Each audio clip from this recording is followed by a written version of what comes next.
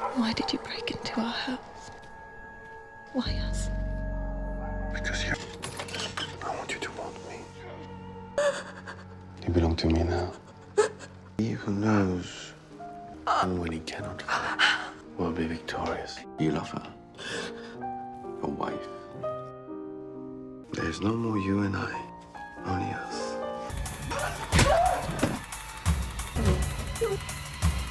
I'm begging you. Please.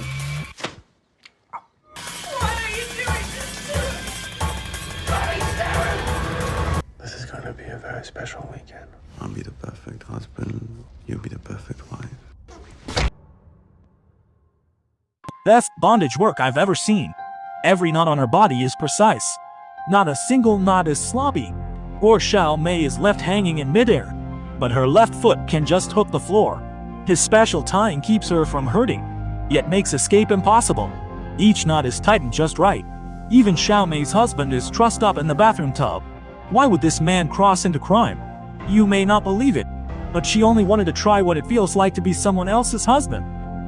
If Xiao Mei refused him, he would heat the tiger pliers red hot and then torture Xiao Mei's husband, directly cutting off one of his fingers. Watching her husband's severed, blood-soaked limb, Xiao Mei clenched back the pain and helplessly complied with the kidnapper's demand. But the husband beside her tried to lodge a stern protest and express strong objection and pleas. The kidnapper sneered and instead punished him. To keep the guy quiet, the kidnapper turned on the faucet and made her experience an extremely terrifying drip pattern. Every second a drop would fall on her forehead, and over time it would drive a person mad. Seeing her pitiful husband, Xiao Mei could only agree to be his wife for a week. Although the two slept in the same bed, the kidnapper didn't make any lewd moves, just laid down and slept. Xiao Mei's hands were also tied to the headboard and she couldn't move. I'd never seen such a bizarre villain. Early the next morning the kidnapper woke the sleeping Xiao Mei and then made some demands. She actually had Xiao Mei tie her tie as if tending to her husband. The kidnapper greatly enjoyed being cared for by a woman, but unexpectedly Xiao Mei suddenly shouted pervert, and the enraged kidnapper immediately rushed into the bathroom and cruelly cut off her husband's second finger. Then, the kidnapper told Xiao Mei that if she talked back again, he would cut off another of her husband's fingers. For the safety of her husband's life, Xiao Mei could only promise to play the role of his wife. Soon the two began to live like a married couple. The perverted kidnapper even played the attentive husband, spoon-feeding Xiao Mei, something she'd never had before. After they ate their fill, they watched TV together and then even danced the cha-cha in front of Yuan. To let Yuan relive the joy of newlyweds, the kidnapper demanded Xiao Mei put on a sexy leather outfit and get ready to perform a hot dance, and he was frantically clapping on the side. Xiao Mei immediately seized the chance, turned and ran. She rushed into the bathroom, locked the door from the inside, and planned to rescue her husband. But a terrified John told his wife to first find a phone and call the police.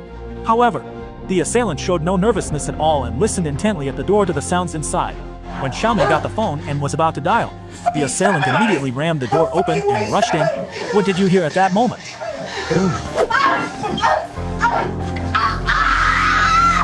This man is so evil, brazenly snatching a woman in broad daylight. To punish the woman's earlier escape attempt, the thug forced Xiao Mei to break her husband's nose. Then Xiao Mei was forcibly dragged back into the room and had her hands tied. Next, he was going to pull out the man's teeth and make Xiao Mei swallow them on the spot. This insane act terrified the woman, and she believed she would never dare resist again. Otherwise, it will be her husband who suffers. The kidnapper didn't have any excessive demands in abducting the couple. He just wanted to experience what it's like to have a wife. Bored, she watched the couple's videotape in the living room, and who could have imagined it would lead her to uncover a hidden secret? It turned out Xiao Mei's husband was a domestic abuser who would beat her for no reason.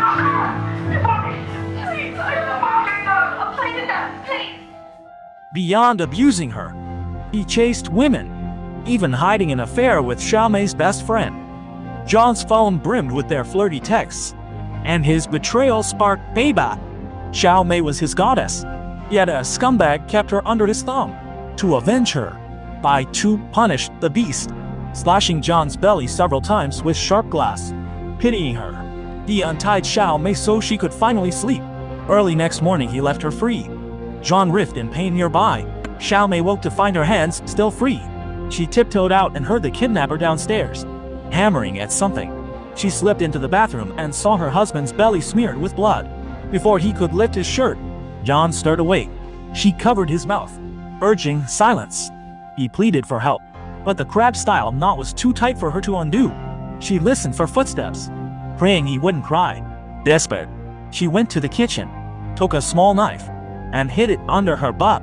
Meanwhile, the intruder had no idea what was going on in the kitchen and came over, abruptly asking Xiaomei why she and her husband had never had children. The question hit hard. For years, she'd been infertile, and her husband's abuse had grown from it. Shaken, she tried to drop the subject, her chest tight. She refused to discuss it any further. When she stood, a small knife slipped from the chair, yet the intruder wasn't surprised and only warned her to watch the blade and not cut herself. It was clear the intruder had anticipated trouble. The rescue had failed, but Xiaomei still wanted out.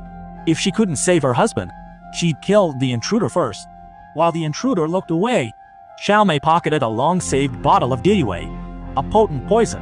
One swallow could kill, then hid it under a sofa cushion and pretended to browse books. The intruder came downstairs holding essential oil, eager for a goddess foot massage. Though Xiaomei felt sick, she played along for now. If she couldn't fight back, she told herself to endure it. The man's hands were frighteningly skilled. His angles and pressure hit every spot just right. After the massage, they staged a romantic dinner. Juicy beef and red wine.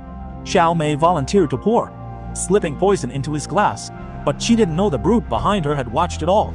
Not wanting to spoil the mood, he didn't call her out.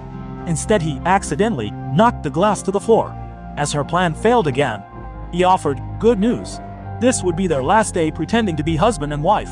Tomorrow he'd leave their life for good. He kept his word. At dawn he vanished, leaving breakfast and a note. Thanks for a wonderful weekend. It was signed Feiyu. Xiaomei bolted up, ran to the bathroom, and freed her husband. After 2 days bound, John finally got loose, then instantly turned on her. Seeing her makeup, he boiled with rage, accusing her of cheating and sleeping with Fish Bro. No matter how she explained, he refused to believe her.